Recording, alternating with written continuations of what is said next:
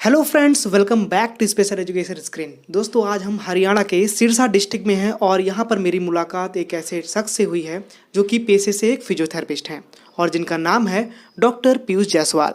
तो चलिए इनसे मुलाकात करते हैं। Hello doctor Piyush, how are you? नमस्ते सभी को दोस्तों। थैंक यू अमित, आपने मुझे अपने यूट्यूब चैनल पे इनवाइट किया और मुझे मौका दिया आज अपनी नॉलेज और एक्सपीरियंस शेयर करने के लिए सभी के साथ। तो सर, आपकी ये क्लिनिक कहाँ पर है और आपका क्वालिफिकेशन सर क्या है? ये जो मेरा क्लिनिक है ये पीयूष फिजियोथेरेपी एंड काउंसलिंग नाम से क्लिनिक है। ये सिरसा में लोकेटेड है, हिसार रोड पे। और मैं अपने बारे में बताऊं तो मैंने अपना bachelors of physiotherapy dolphin institute से किया, देहरादून से।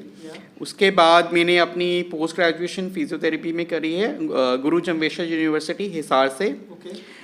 और तीसरी एजुकेशन मेरी क्लिनिकल साइकोलॉजी में है, वो मैंने जीसस मैरी दिल्ली कॉलेज से किया है। तो सर, बेसिकली मेरा एक यूट्यूब चैनल है स्पेशल एजुकेशन स्क्रीन के नाम से, जिसमें एक मेरे बहुत अच्छी कम्युनिटी है। वहाँ पर बहुत सारे सब्सक्राइबर्स हैं और बहुत सारे लोग ऐसे क्वेश्चंस पूछते हैं फिजियोथेरेपी के बारे में कि ये कैसा कोर्स है या फिर इसको हमें कैसे करना है और इसमें क्या क्या होता है, कैसे हमें क्लिनिक खोलनी है, और बहुत सारे ऐसे लॉट ऑफ क्वेश्चंस हैं जो कि उनके मन में हैं।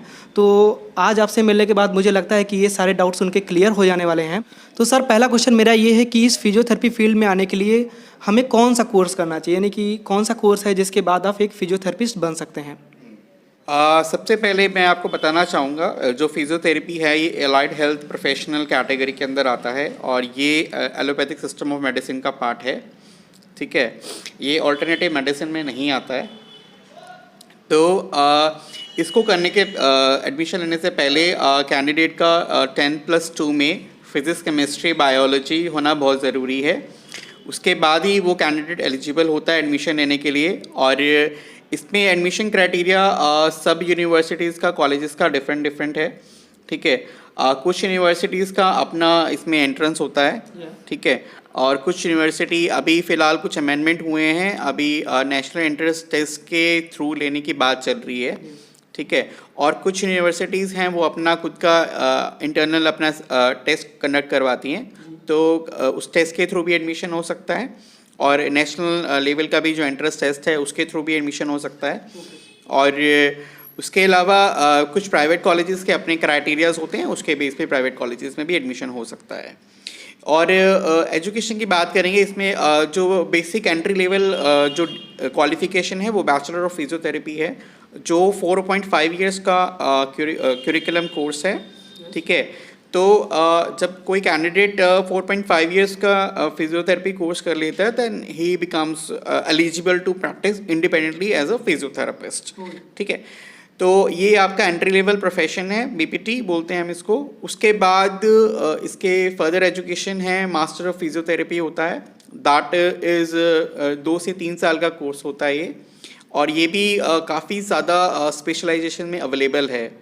ठीक है, इसमें जिस तरह से ऑर्थो है, न्यूरो है, कार्डियो है, पीडियाट्रिक्स है, स्पोर्ट्स है, तो इस तरह से काफ़ी मल्टी स्पेशलाइजेशन होती है फिजियोथेरेपी के अंदर। तो वो कैंडिडेट जो है फर्दर एजुकेशन इसमें कर सकते हैं मास्टर्स लेवल पे। उसके बाद इसमें पीएचडी का भी स्कोप है। ठीक है, पीएचडी में आप रिसर्च वर्क कर सकते हैं। इसके अंदर आप कोई पर्टिकुलर कोई रिसर्च टॉपिक पे आप फिजियोथेरेपी रिलेटेड आप उसमें रिसर्च भी कर सकते हैं। हाँ जी सर, हमारे कुछ व्यूअर्स का बहुत ही कॉमन क्वेश्चन है, जो कि मतलब बहुत ही ज़्यादा कॉमन है कि इस फिजियोथेरेपी कोर्स को करने के बाद, यानी कि बीपीटी कोर्स को करने के बाद, क्या हम अपने नाम के आगे डॉक्टर लगा सकते हैं या फिर नहीं? तो इसका क्या रिव्यू है सर, प्लीज़?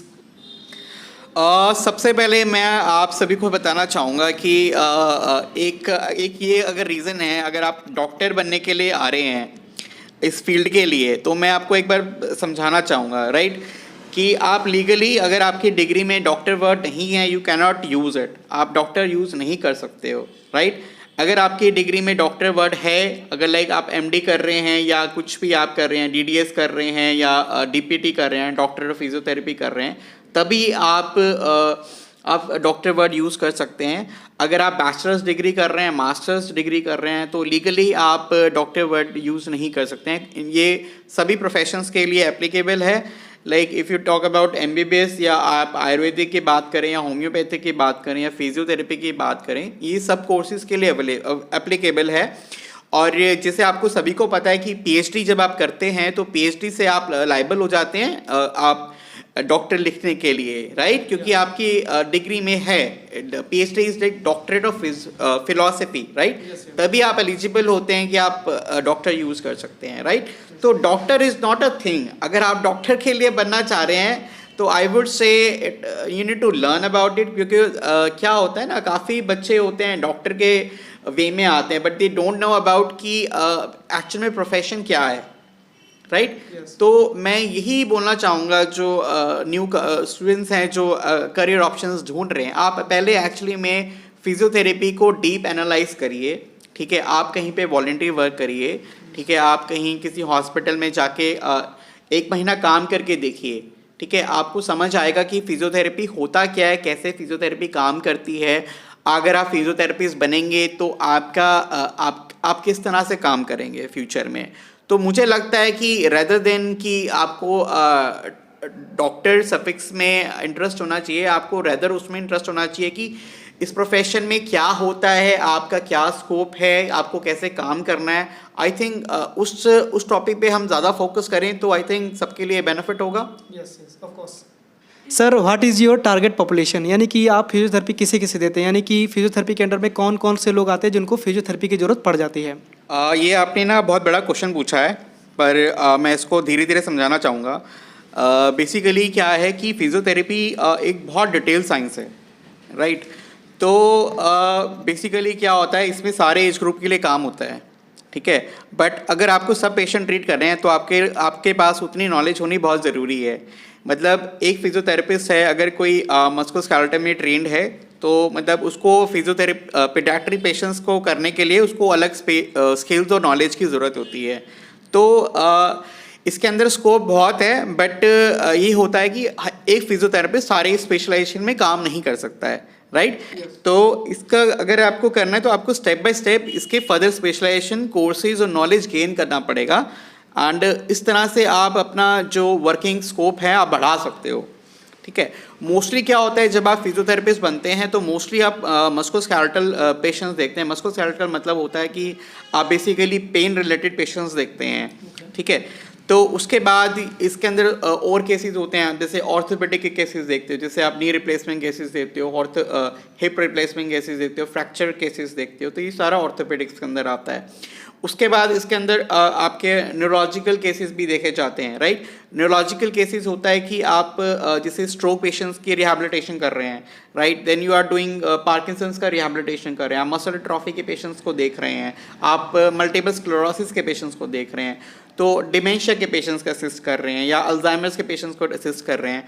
तो बहुत ज़्यादा स्कोप है इसके अंदर और लाइक बहुत डिटेल्ड है, पर आपको ये सब पेशेंट्स देखने के लिए आपको ये सब नॉलेज लेना पड़ेगा। You need to study a lot.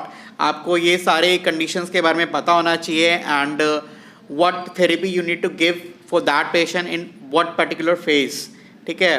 Phase wise किस फेज में पेशेंट जा रहा है, उसका कंडीशन क्या है, उसको किस तरह से कौन सी ट्रीटमेंट की ज़रूरत है। तो ऐसा नहीं है कि आपने कुछ कंटेंट पढ़ लिया है अपनी बुक से and you can apply it everywhere. You need to actually go through detailed study, ठीक है? उसके बाद नीरो की कंडीशंस की बात करी मैंने आपके साथ अभी। उसके अलावा है कार्डियोपल्मोनरी पे भी फिजियोथेरेपिस्ट का बहुत ज़्यादा रोल होता है। कार्डियोपल्मोनरी मतलब जो क्या हार्ट और लंग्स के रिलेटेड जो रिहैबिलिटेशन होता है उसके अंदर भी होता है। जिस तरह से आपका जैसे पोस्ट सर्जरी केसेस होते हैं, ठीक है? जैसे कार्ड बाईपास सर्जरीज होती हैं, उसके बाद रिहैबिलिटेशन होता है, या कोई थोरेसिक सर्जरीज होती हैं, ठीक है? उसके बाद भी पल्मोनरी रिहैबिलिटेशन होता है। तो इसमें भी बहुत ज़्यादा स्कोप है। और ये कोविड के टाइम पे तो आई वुड से कि कार्डियोपल्मोनरी रिहैबिलिटेशन का जो डिमांड है मार्केट में ऑल ओवर द वर्ल्ड काफ़ी बढ़ गई है। तो इसमें भी फिजियोथेरेपिस्ट अपना नीच डेवलप कर सकते हैं, इसमें भी अपनी नॉलेज और स्किल्स डेवलप कर सकते हैं। This is a very high demand area I would say. Then after cardiopulmonary there is एक और फील्ड है जिसे पीडियाट्रिक्स होता है जिसमें हम लोग बच्चों के प्रॉब्लम्स के साथ डील करते हैं। लाइक बच्चों के साथ जो प्रॉब्लम्स आती हैं, बेसिकली आप देखते हैं कि डिलेड माइलस्टोन्स का प्रॉब्लम आता है कि बच्चे हैं कि अपने माइलस्टोन्स को अचीव नहीं कर पाते हैं, राइट। एक हम एक्सपेक्टेड करते हैं कि बच्चा हमारा है कि 2 साल पे बोलने लग जाए या चलने लग जाए, एक पर्टिकुलर एज लिमिट के हिसाब से होता है, तो हम लोग उस चीज़ में हेल्प करते हैं बच्चे का। और भी बहुत सारी कंडीशंस होती हैं, कई बार बच्चों का न्यूरोलॉजिकल कंडीशंस भी होती हैं, जैसे कि आपका सेरेब्रल पाल्सी होता है, ठीक है, उसमें भी बहुत ज़्यादा फिजियोथेरेपिस्ट का रोल होता है, ठीक है, उसमें क्योंकि फिज़िकल रिहेबिलिटेशन की ज़रूरत पड़ती है। और उसके अलावा इसमें आपका ये पीडियाट्रिक हो गया। उसके बाद एक और फील्ड है स्पोर्ट्स फिजियोथेरेपी का। तो स्पोर्ट्स फिजियोथेरेपी में क्या होता है कि जो स्पोर्ट्स प्लेयर होते हैं उनके साथ फिजियोथेरेपिस्ट काम करता है, ठीक है। उसकी जो प्री गेम्स होती हैं या वाइल्ड गेम्स है या पोस्ट गेम्स पे उसके साथ काम करते हैं, ठीक है। स्पोर्ट्स पर्सन की कंडीशनिंग पे काम करते हैं। उसका जो इंजरीज होती हैं उसका प्रिवेंशन पे काम होता है, उसका ट्रीटमेंट पे काम होता है, तो और ट्रेनिंग पे भी काम होता है। तो ये भी एक बहुत डिटेल्ड एरिया है। अगर हम इसमें चाहेंगे तो you need a lot of skills to work in sports physiotherapy also. It is a very lucrative branch of physiotherapy। And उसके अलावा भी एक फील्ड है विमेंस हेल्थ की है, and this is also like coming up recently, like बहुत ज़्यादा famous हो रहा है। इसमें क्या होता है, फिजियोथेरेपिस्ट जो विमेन रिलेटेड प्रॉब्लम्स होती हैं, राइट, तो जैसे PCOD है या PCOS है, ठीक है, इस तरह की प्रॉब्लम्स में भी या इनकॉन्टिनेंस है, इस तरह की प्रॉब्लम्स में फिजियोथेरेपिस्ट काम करते हैं। तो मतलब ये है कि अभी का जो टाइम है ये काफ़ी ग्रोइंग है। फिजियोथेरेपी का जो स्कोप है it is actually growing exponentially, every day it is growing. And I would से कि जो आज से 10 साल पहले जो फिजियोथेरेपी को हम लोग भी समझते थे, आज जो फिजियोथेरेपी का लेवल है it is gone, like it has reached skyrocketing, like it is beyond the things, ठीक है। तो मैं बोलना चाहूँगा कि बहुत स्कोप है। आप इसको जितना आप इसके डेप्थ में चाहेंगे you will find lot of things inside it. Thank you. तो सर फिजियोथेरेपी फील्ड इतनी ज़्यादा ब्रॉड है, तो आप यहाँ पर पेशेंट के साथ कैसे डील करते हैं? क्योंकि सर अलग अलग शहर में अलग अलग टाइप के लोग होते हैं, और आप उनके साथ कैसे डील करते हैं? प्लीज़ एक ज़रा। थैंक यू अमित, आपने एक्चुअली में बहुत क्लोज क्वेश्चन मुझसे पूछा है, क्योंकि मुझे इस शहर में लगभग 10 महीने हो चुके हैं, ठीक है। तो पहले मैं इससे पहले महानगर में काम कर रहा था, ठीक है। तो महानगर में यहाँ का माहौल थोड़ा सा अलग है, ठीक है। बट मैं ये बोलना चाहूँगा कि यहाँ पे आके भी मुझे एक मौका और मिला है, ठीक है, और अपनी एनालिसिस और नॉलेज को बढ़ाने का, ठीक है। क्योंकि यहाँ के जो पॉपुलेशन है या महानगर की पॉपुलेशन है उसमें डिफरेंस तो ज़रूर है, ठीक है। कि यहाँ पे मुझे क्या होता है कि मुझे थोड़े लो लेवल पे काम करना पड़ रहा है। मुझे एक्चुअल में पेशेंट एजुकेशन पे काम करना पड़ता है यहाँ पे, ठीक है। एक ये बहुत बड़ा चैलेंज है, क्योंकि मुझे ऐसा लगता है कि यहाँ पे जो पेशेंट एजुकेशन है वो काफ़ी कम है, ठीक है।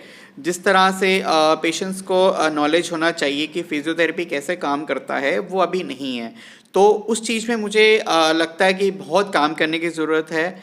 इनफैक्ट आप भी हेल्प कर सकते हो मेरी, लाइक अगर आप एजुकेशनल वीडियोस बनाते हो तो आई थिंक अगर फिजियोथेरेपी एजुकेशनल वीडियोस भी बनाए जाएं तो ये भी बहुत अच्छा स्कोप हो सकता है कि पेशेंट्स को हम लोग जल्दी एजुकेट कर पाएंगे।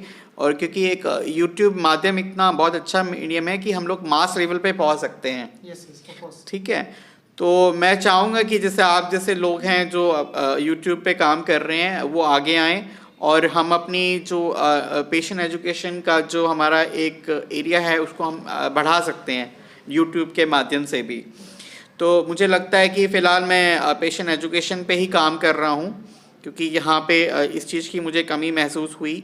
और यहाँ पे एक और प्रॉब्लम भी फील होता है कि यहाँ पे जैसे होता है टीम वर्क की थोड़ी सी कमी नज़र आती है मुझे यहाँ पे। तो क्या होता है कि टीम वर्क जो होता है उसमें क्या होता है, सब प्रोफेशनल्स का कोऑर्डिनेशन होना बहुत ज़रूरी है, एंड सभी प्रोफेशनल्स को काफ़ी ओपन होना चाहिए। सभी प्रोफेशनल्स अगर ओपनली टॉक करेंगे एक दूसरे के साथ और एक पॉजिटिव अप्रोच रखेंगे, वो एक्चुअली में पेशेंट के लिए बहुत बढ़िया होता है। पेशेंट के लिए बहुत बढ़िया है। अगर आप अपने गोल्स हैं, अपने गोल्स डिस्कस करिए ओपनली। एज अ फिजियोथेरेपिस्ट मेरा एक पर्टिकुलर गोल है, राइट, फॉर अ पेशेंट। आप अगर ऑर्थोटिक्स हैं या प्रोस्थेटिक्स हैं, आपका एक पर्टिकुलर आपका भी गोल है। तो मुझे लगता है एक जब हम मल्टी डिसिप्लिनरी टीम में काम करते हैं तो हमारे एक कॉमन गोल्स भी होने चाहिए। हाँ, एक कॉमन गोल्स हमें सेट करना चाहिए सभी प्रोफेशनल्स को, ठीक है। और कॉमन गोल्स होंगे और एक ओपन टॉक होना चाहिए, ठीक है। जैसे आप हैं या आप स्पीच थेरेपिस्ट हैं, मैं फिजियोथेरेपिस्ट हूँ, ठीक है, हमारा कॉमन पेशेंट है, तो हमारे को हमें डिस्कशन करते रहना चाहिए। And we should respect each others knowledge also, ठीक है। तो everybody has his own expertise. हमें दूसरे प्रोफेशनल्स की रिस्पेक्ट करनी बहुत ज़रूरी है, तभी हम पेशेंट का भला कर सकते हैं। तो मुझे लगता है कि एक मल्टी डिसिप्लिनरी टीम का जो अप्रोच है, इस पे भी बहुत ज़्यादा काम होना चाहिए, ठीक है। जो मुझे अभी लैकिंग लगता है, आई थिंक सिरसा लेवल पे भी लगता है। इवन आई फील मैंने मेट्रो सिटीज़ में भी काम किए, वहाँ भी मुझे कुछ हद तक कमी नज़र आती है कि एक टीम वर्क की कमी मुझे बहुत नज़र आती है। इसमें फाइनली एक्चुअली में पेशेंट ही सफ़र करता है। तो इस चीज़ पे भी काम होना चाहिए। ये मेरा मुझे लगता है सेकंड चैलेंज मुझे अभी फील हो रहा है, मतलब ये फील होता है, इस पे काम करने की बहुत ज़रूरत है। आई थिंक ये दोनों चैलेंजेस अगर हो जाते हैं तो हमारा जो हेल्थ केयर का जो क्वालिटी है वो डेफिनेटली कुछ सालों में इम्प्रूव होगी ज़रूर। Okay, thank you sir. So thank you sir for giving your valuable time, और आपके साथ मिलकर बहुत अच्छा लगा। सो दोस्तों, मुझे लगता है कि आपके सारे डाउट्स आपके क्लियर हो गए होंगे, और कई सारी चीज़ें सर ने ऐसी बताई जो कि मुझे भी अभी तक नहीं पता थी, और आपके डाउट्स वाकई जो है वो क्लियर हो गए होंगे। सो अगर अभी भी आपके मन में कोई भी डाउट्स रह गए हैं इस फिजियोथेरेपी फील्ड के बारे में, तो आप इस वीडियो के कमेंट बॉक्स में अपना कमेंट कर सकते हैं, और मैं कोशिश करते हैं कि हम सभी लोग जो है, हमारी टीम में जितने भी लोग हैं, वो उस कमेंट का आपका जवाब दें, आपके जितने भी डाउट्स हैं उनको क्लियर करें। तो सर का भी अपना एक पर्सनल यूट्यूब चैनल है, जिसकी लिंक मैं इस वीडियो के डिस्क्रिप्शन बॉक्स में डाल दूंगा। आप वहां से सर के चैनल पर भी विजिट कर सकते हैं, और डायरेक्ट उनकी वीडियो के कमेंट में जाके उनसे जो है कोई भी क्वेरी है, कोई भी किसी का क्वेश्चन है, तो आप उनसे पूछ सकते हैं, आपको जवाब जरूर मिलेगा। So please subscribe this channel and like and share this video. Thank you.